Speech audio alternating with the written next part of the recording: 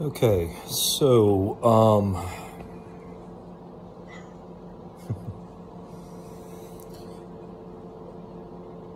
going back to the display my mom will put on, I've just watched a video, I just uploaded it. I didn't even mention, it got to the point where cops were getting called over and over again, so as a kid, I'm just like, if this man doesn't have to come back here. So it's just like the whole mind game. Like, guys, if you're mentally fucked up and you've had these situations sound familiar to you, this is why. If you have a parent that played these fucking games and did this kind of stupid shit, yeah, you need to get away from those motherfuckers, man, because they're controlling you and they're doing it on purpose. So, and it also wasn't one time. So I noticed in that video, I talked about the first time that I walked it, I was peeking around the corner and I saw my mom. That was the first time. I remember what that did. So now, I mean, all this is, I'm remembering for the first time in my life since it happened. Or since I blocked it out.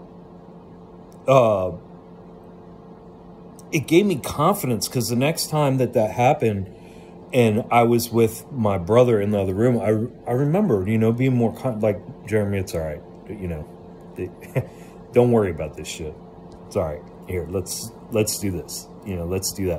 Whatever it was, you know what I mean? But I remember having a completely different, I remember going from scared, to death to having a complete confidence and like I realized the key of life. I realized, I found a secret of life. I looked behind the curtain. And so, I did it many times after that. I looked many times after that. Okay, so moving on to another point though, that keeps on coming back from my childhood,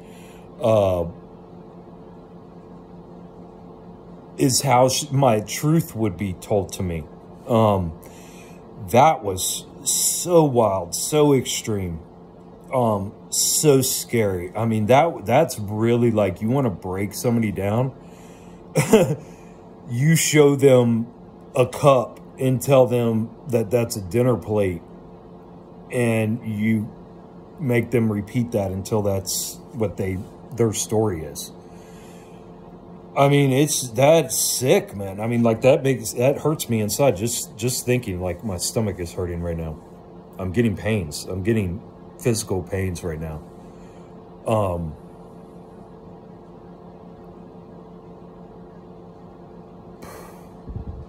That's very, very disgusting to be told your truth.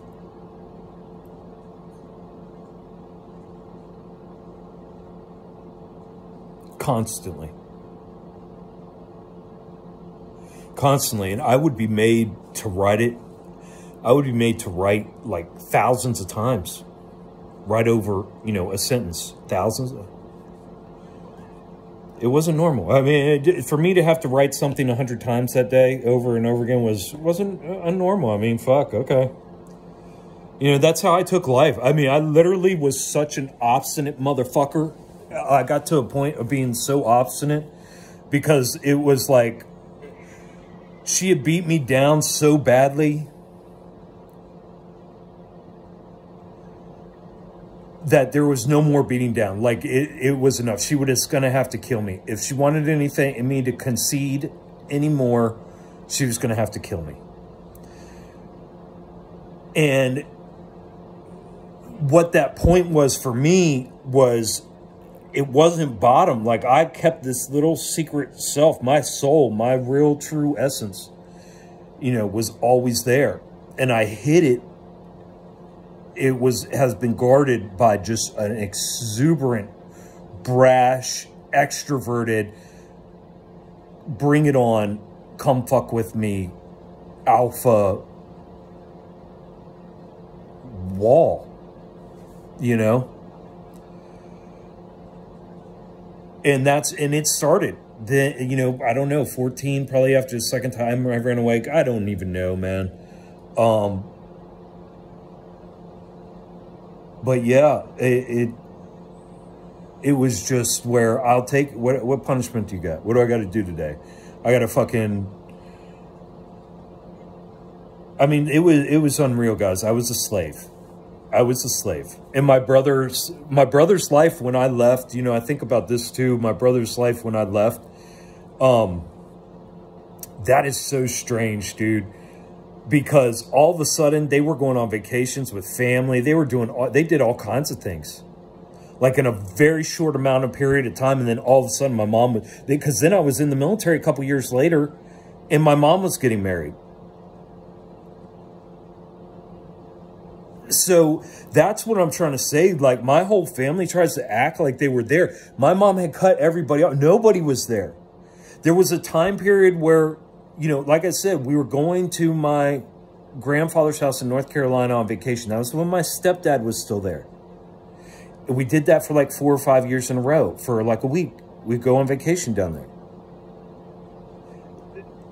I remember seeing my uncle maybe 3 times, guys. 3 times. That's it. Maybe 3 times. 4 times, maybe. My uncle. My aunt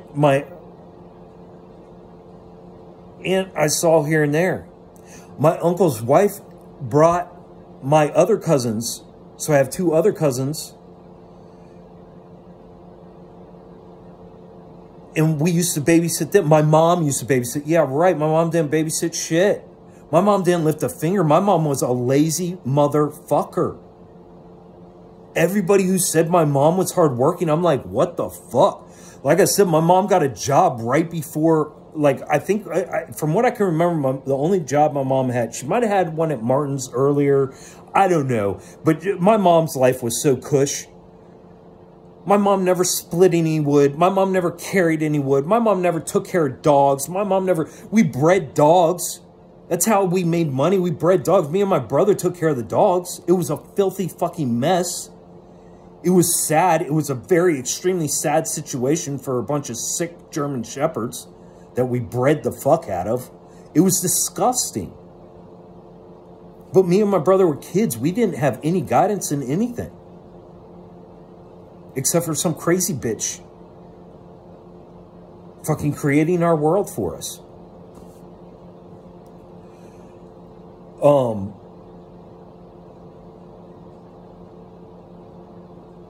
My mom never worked. She was a lazy bitch. My mom's a lazy, lying, manipulative cocksucker. That's what my mom is. Believe in Jesus? There's no way she believes in Jesus. The way she treated me and the way she manipulated things and did and acted and behaved. Unless she's a Catholic and thinks she can just go and do a confession and be good. I don't know. I don't know what her plan is for salvation. I don't know what I have no clue what that bitch is thinking. And I don't give a fuck. Because whatever goes through that bitch's mind is fucked up.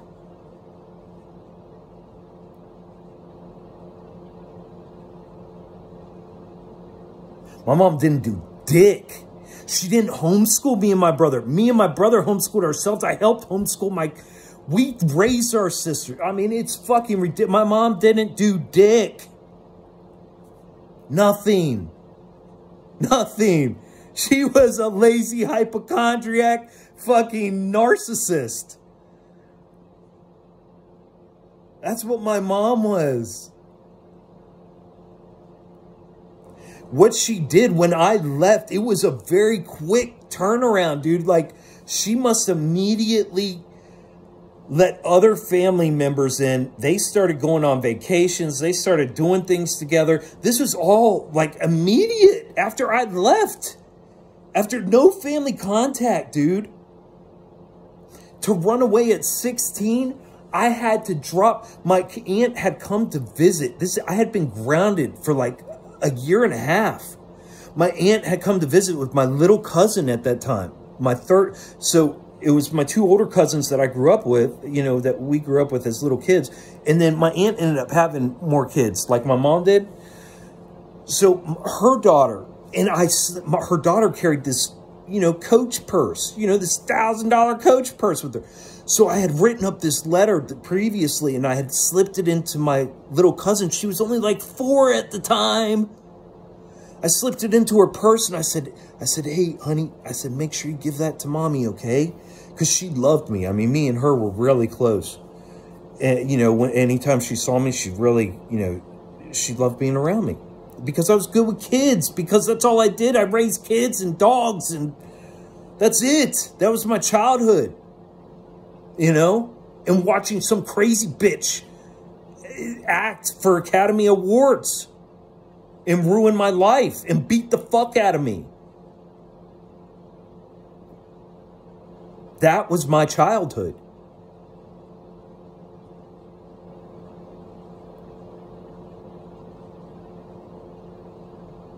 So after I left, and my aunt had threatened her,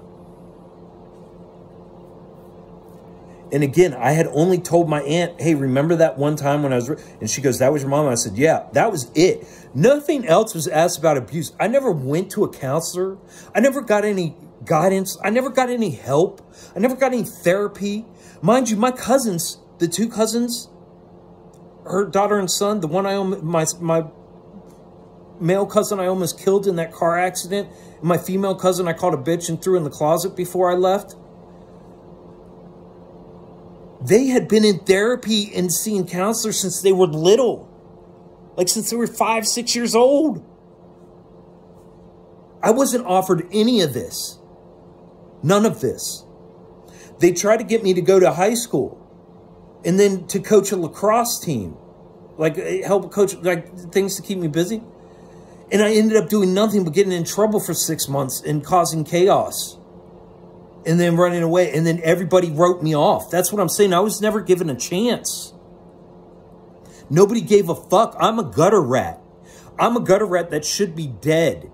I'm a voice from the ground that is speaking. I'm a voice from the other side that's speaking because I can see all this shit.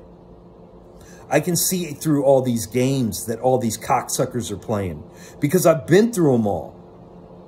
And what it took to be able to even voice this. Look, I'm 43 finally voicing this shit. And it's freeing to voice it. Because it's the truth. I've been having to fucking not even talk about any of this. Not even think about any of this. Because when I did, it was dissonance. It was like my daughter's picture over there of the crazy shit in your head. Because you're living somebody else's lie.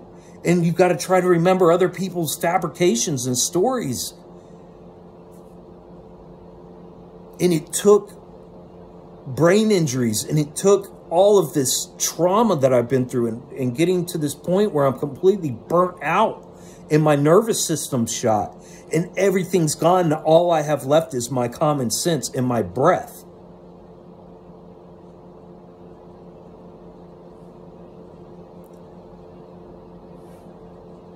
That's all I have left is common sense and breath.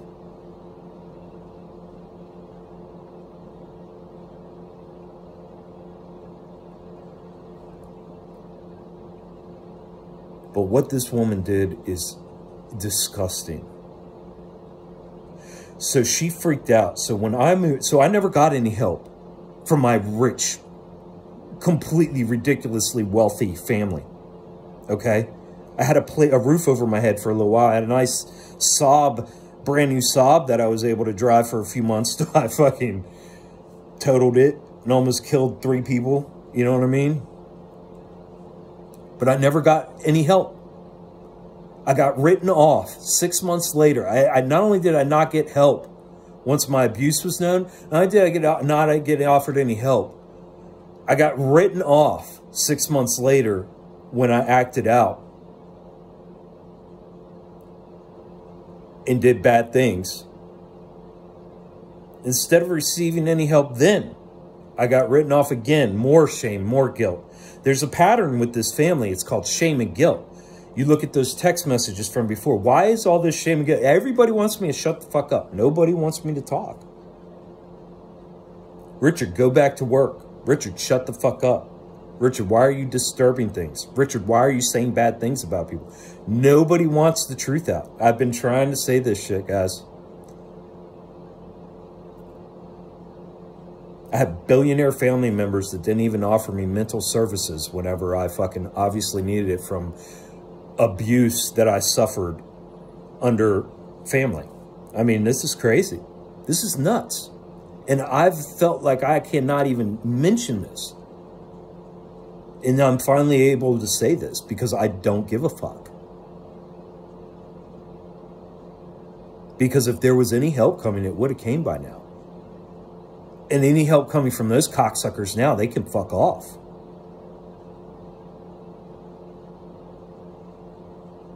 Now, what would suffice now? How about public apologies? How about public recognition of domestic abuse? How about public recognition of the judicial system? How the whole judicial system skewed towards these women? How about how these mental issues are all tied back to trauma? Any one of these. But no, it's all a game for you people, you rich cocksuckers. It's all a game. I don't want your name, your money tied to anything around me. Because that's no true change. That's just gaslighting, gatekeeping bullshit. And I want nothing to do with you all. That's sick. My cousins are different. I'm not talking about my cousins. My cousin, I don't know where they're at. You know what I mean? As a human, as being a human, I don't know where they're at. So I don't speak about my cousins. I'm speaking of the elders in my family. The adults who knew about the abuse and have covered it up, swept it under the rug. Haven't done anything for it. Have exacerbated, made it worse, by far. And inflicted their own abuse in their own passive-aggressive ways. In outright ways. A lot of abuse, guys. And it just makes me curious, like, how am I so abused? You know what I mean? Like, it's not just me. It's, you know, of course, my brother's dealing with the same thing, but I can only speak for myself. I can only speak for myself.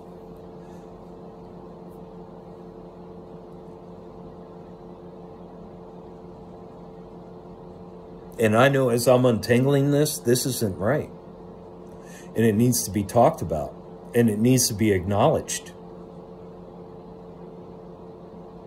Because these people are out there virtue signaling, acting like they're these humanitarians. And they're not, they haven't, not only have they not lifted a finger to help family, they've exacerbated and exacerbated the abuse and as well piled their own abuse on top of it. So, no excuses for any of them. None of them. And again, my mom, and that's what my mom did. As a master manipulator, she moved and grooved. After I moved in with my aunt, she made moves. She started getting back in with the family, taking the younger ones on vacation, going and doing things, probably getting more active. I bet her diseases went away. I bet she all of a sudden had energy. I bet all of a sudden she was able to do things. I bet all of a sudden she was helping out with the schoolwork. I bet all of a sudden she was helping out doing all of these things. You know what I mean? That's what I would imagine happened. And then, you know, transitioning over to where my brother just took over everything again, you know. Sick woman. Sick woman.